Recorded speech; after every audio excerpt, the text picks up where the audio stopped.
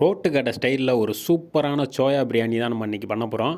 அதுக்கு சைடிஷாக பார்த்தீங்கன்னா காலிஃப்ளவர் சுக்கா பண்ணியிருக்கோம். அதுவும் காரசாரமான காலிஃப்ளவர் சுக்கா. அதுவும் இல்லாமல் இந்த ரெண்டு டிஷ்ஷையும் எப்படி ஈஸியாக ஸ்பீடாக பண்ணிடலாங்கிறத பற்றியும் நம்ம பார்க்கலாம். வந்து சோயா பிரியாணி பண்ணிடலாம். இப்போ நல்லா சுடு தண்ணி நல்லா காஞ்சிருச்சு. இப்போ இதில் நம்ம ஒரு 3 கை நிறையா குட்டி சோயாவை எடுத்து நம்ம சேர்த்துக்கலாம். நம்மளுக்கு எவ்வளோ சோயா வேணுமோ அந்தளவுக்கு நம்ம பிரியாணியில் சேர்த்துக்கலாம். கொஞ்சம் அதிகமாக இருந்துச்சுன்னா கொஞ்சம் டேஸ்ட் நல்லாவே இருக்கும். அதனால் நம்ம அதிகமாக சேர்த்துக்கிறோம். சுடுதண்ணியில் நல்லா ஊறி வரட்டும். இப்போ குக்கரை வச்சு அதில் எண்ணெய் சேர்த்துக்கலாம். எண்ணெய் நல்லா சூடாகி வரட்டும். குக்கரில் செய்யலை நம்ம பிரியாணி, நார்மலாக தம் போட்டு தான் செய்ய போகிறோம். ஸ்கிப் பண்ணாமல் பாருங்கள். பட்டை, பிரியாணி இலை, ஒரு நட்சத்திரப்பூ சின்னது, ஏலக்காய், கிராம்பு எல்லாம் கொஞ்சம் கொஞ்சம் சேர்த்துக்கலாம். ஒரு 3 சேர்த்துட்டு வெங்காயம் நல்லா கோல்டன் ப்ரௌன் கலருக்கு வரட்டும். நம்ம நான்வெஜ்ஜுக்கு என்ன செய்கிறோமோ அதே தாங்க இதையும் ஃபாலோ பண்ணணும். கொஞ்சம் கூட மிஸ் பண்ணக்கூடாது. அதான் நம்மளுக்கு நல்லா டேஸ்ட்டாக வரும். இப்போ நல்லா வெங்காயம் நல்லா கோல்டன் ப்ரௌன் கலர் வரட்டும். வெயிட் பண்ணலாம். நல்லா பார்த்தீங்கன்னா செவந்து வந்துருச்சு. இந்த டயத்தில் நம்ம பார்த்தீங்கன்னா கொத்தமல்லி, புதினா ஒரு கை வச்சுருக்கோம். அதை சேர்த்துக்கலாம். சேர்த்துட்டு அதை நல்லா அப்படியே ஆயில்லையே நல்லா வதக்கிடுவோம். அதான் நல்லா பிரியாணிக்கு நல்லா வாசனையாக இருக்கும். கொத்தமல்லி, புதினாவும் நல்லா வதங்கி வந்தோடனே நம்ம இஞ்சி பூண்டு பேஸ்ட்டு ஒரு 4 ஸ்பூன் சேர்த்துக்கலாம். சேர்த்துட்டு அதையும் நல்லா பார்த்தீங்கன்னா பச்சை வாசனை போகிற அளவுக்கு நல்லா வதக்கணும். இந்த சோயா பிரியாணி பார்த்தீங்கன்னா நான்வெஜ் இல்லாத டயத்தில் இந்த பிரியாணி செஞ்சு சாப்பிடும் போது நம்மளுக்கு பார்த்தீங்கன்னா நான்வெஜ் பிரியாணி சாப்பிட்ட மாதிரியே ஒரு ஃபீல் இருக்கும். இப்போ நல்லா பார்த்தீங்கன்னா இஞ்சி பூண்டு பேஸ்ட்டு நல்லா வதங்கி வந்துருச்சு. இப்போ நம்ம மிளகாய் பொடி சேர்த்துக்கலாம். மிளகாய் பொடியை ஆயிலே சேர்க்கும்போது நம்மளுக்கு இந்த பிரியாணி நல்ல கலர் கிடைக்கும். அதனால தான் நம்ம ஆயிலில் சேர்த்துருக்கோம். நல்லா கலந்து விட்ருவோம். தயிர் பார்த்திங்கன்னா ஒரு அரை டம்ளருக்கு கொஞ்சம் கம்மியாக வச்சுருக்கோம். அதையும் சேர்த்துக்கலாம். சேர்த்துட்டு அதையும் நல்லா கலந்து விட்ருவோம். எப்பயும் நம்ம பிரியாணிக்கு நம்ம செய்கிற மாதிரி தாங்க, புளிப்பு எல்லாம் கரெக்டாக இருக்கணும். அதனால் தயிர் கொஞ்சமாக சேர்த்தாலே போதும். நல்லா கலந்து விட்ருவோம். கலந்து விட்டுட்டு 2 பச்சை மிளகாய் சேர்த்துக்கலாம் ஃப்ளேவருக்காண்டி. ஏன்னா காரம் வராது. நம்ம கீரையும் போடல, அப்படியே முழுசாக சேர்த்துருக்கோம். ஒரு 3 தக்காளிங்க மீடியம் சைஸில், அதையும் சேர்த்துட்டு நல்லா வதக்கி விடணும். தக்காளி நல்லா வதங்கி வரணும். இப்போ பார்த்தீங்கன்னா தேவையான அளவு உப்பு சேர்த்துக்கலாம். இந்த டயத்தில் உப்பு சேர்த்துட்டு நல்லா வதக்கிடுவோம். நம்ம இது ரொம்ப நேரம் தண்ணி கொதித்து மசாலா கொதித்து வரணும்னு அவசியம் கிடையாது. ஏன்னா சோயா தான் வேகமாக வெந்து வந்துடும். அதனால் தக்காளியை நல்லா வதக்கி வச்சிடலாம்.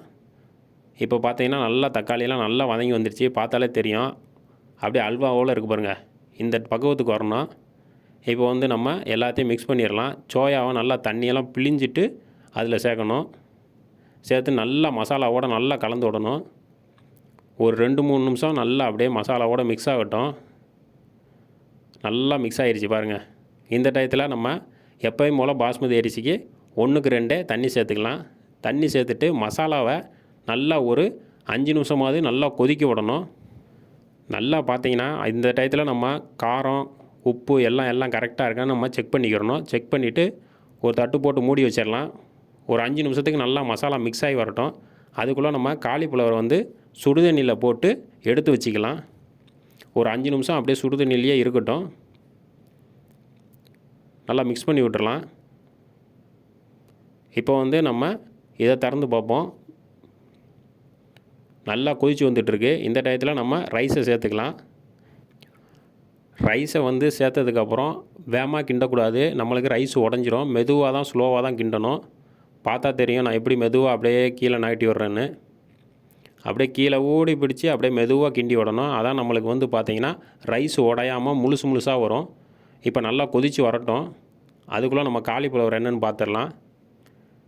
போதும், வடிகட்டி ஒரு வேறு தட்டுக்கு மாற்றி வச்சிடலாம். இப்போ சோயா பிரியாணியை பார்க்கலாம். பார்த்தீங்கன்னா நல்லா அப்படியே பார்த்தீங்கன்னா 2 ஈக்குவலாக வந்துடுச்சு. அதாவது தண்ணியும் அரிசியும் ஈக்குவலாக வந்தோடனே நம்ம தம் போட்டுடலாம். பார்த்தீங்கன்னா ஒரு 8 நிமிஷம் தம் போட்டால் போதும். ஏன்னா குவான்டிட்டி கம்மியாக இருக்குது நம்மக்கிட்ட. குவான்டிட்டி அதிகமாக இருந்தால் நம்ம 12 நிமிஷம் 15 நிமிஷம் போடுவோம். இப்போ ஒரு 8 நிமிஷம் அப்படியே தோசைக்கல்ல அடியில் வச்சு தம் போட்டு விட்டுடலாம். காலிஃப்ளவர் சுக்காவை நம்ம ரெடி பண்ணிடலாம். அதுக்குள்ளே எண்ணெய் சேர்த்துட்டு 1/4 டீஸ்பூன் கடுகு, ஒரு 1/4 டீஸ்பூன் சோம்பு சேர்த்துக்கலாம். சோம்பு சேர்த்துட்டு நல்லா பொரிஞ்சு வரட்டும். இப்போ கருவேப்பிலை சேர்த்துக்கலாம். கருவேப்பிலையும் நல்லா பார்த்தீங்கன்னா பொரிஞ்சு வரணும். பொரிஞ்சு வந்தோடனே நம்ம 2 வெங்காயம் கட் பண்ணி வச்சுருக்கோம். அதை சேர்த்து நல்லா வதக்கணும். காரத்துக்கு பார்த்தீங்கன்னா ஒரு 3 பச்சை மிளகாய் நம்ம கீறி வச்சுருக்கோம். அதையும் சேர்த்துக்கலாம். நம்ம மிளகாய் பொடியும் சேர்ப்போம். ஒரு ஃப்ளேவருக்காண்டி மிளகாவும் சேர்த்துக்கிறோம். ஒரு 3 பச்சை மிளகாய் மட்டும் நம்ம சேர்த்துக்கிறோம். இஞ்சியை வந்து இடித்து வச்சுருக்கோம், அதையும் பார்த்திங்கன்னா சேர்த்துட்டு நல்லா கலந்து விட்டுருவோம். கலந்து விட்டுட்டு இப்போது தக்காளி சேர்த்துக்கலாம். தக்காளி பார்த்திங்கன்னா ஒரு 3 தக்காளி நம்ம சேர்த்துருக்கோம். சேர்த்துட்டு தேவையான அளவு உப்பு சேர்த்து நல்லா வதக்கிடுவோம். தக்காளி வந்து நல்லா வதங்கி வரணும். வதங்கி வந்ததுக்கப்புறம் தான் நம்ம காலிஃப்ளவரை சேர்க்கணும். கொஞ்சம் வெயிட் பண்ணலாம். தக்காளி நல்லா வதங்கி வந்தோடனே ஒரு 4-5 பூண்டை வந்து இடித்து வச்சுருக்கோம், அதையும் சேர்த்துக்கலாம். இப்போது காலிஃப்ளவர் சேர்த்துக்கலாம். காலிஃப்ளவர் சேர்த்து நல்லா தக்காளி வெங்காயம் எல்லாத்தோடையும் நல்லா மிக்ஸ் ஆகிற அளவுக்கு நல்லா கலந்து விடணும். நம்ம வந்து காலிஃப்ளவர் வந்து கொஞ்சம் பெரிய பெரிய பீஸாக கட் பண்ணி வச்சுருக்கோம். ஏன்னா காலிஃப்ளவர் வேகமாக வெந்து வந்துடும். அப்படிங்கும் போது நம்மளுக்கு குழஞ்சிரும். அதுக்காண்டி தான் நம்ம வந்து கொஞ்சம் பெரிய பெரிய சைஸாக கட் பண்ணி வச்சுருக்கோம். பார்த்தாலே தெரியும், கொஞ்சம் மீடியம் சைஸில் நம்ம கட் பண்ணியிருக்கோம். இப்போ நல்லா கலந்து விட்டாச்சு. இப்போ பார்த்திங்கன்னா ஒரு 1/2 டீஸ்பூன் மஞ்சள் தூள், அப்புறம் 2 ஸ்பூன் மிளகாய் தூள் சேர்க்குறோம். ஏன்னா நல்லா காரமாக இருக்கணும். அதனால தான். பார்த்திங்கன்னா மல்லித்தூள் 1 ஸ்பூன் நிறையா சேர்க்குறோம். சேர்த்துட்டு தண்ணி சேர்த்துடலாம். கொஞ்சமாக தண்ணி சேர்த்தா போதும். காலிஃப்ளவர் வேகமாக வெந்து வந்துடும். நல்லா கலந்து விட்டுறலாம். கலந்துட்டு நல்லா மூடி போட்டு மூடிடுவோம். ஒரு 5 நிமிஷம் அப்படியே சிம்லேயே வச்சு நம்ம விட்டுறலாம். இப்போ வந்து நம்ம சோயா பிரியாணியை போய் பார்க்கலாம். கரெக்டாக 8 நிமிஷம் ஆச்சு. இப்போ வந்து நம்ம உள்ளே திறந்து பார்க்கலாம். அரிசியெல்லாம் சூப்பராக வெந்து வந்திருக்கு, பார்த்தாலே தெரியுது. இப்போ தண்ணி இருக்கான்னு செக் பண்ணலாம். தண்ணி சுத்தமாக இல்லை. அப்படியே ஒரு 10 நிமிஷம் விட்டுருவோம். அதுக்கப்புறம் கிண்டலாம். இப்போ காலிஃப்ளவர் போய் பார்ப்போம்.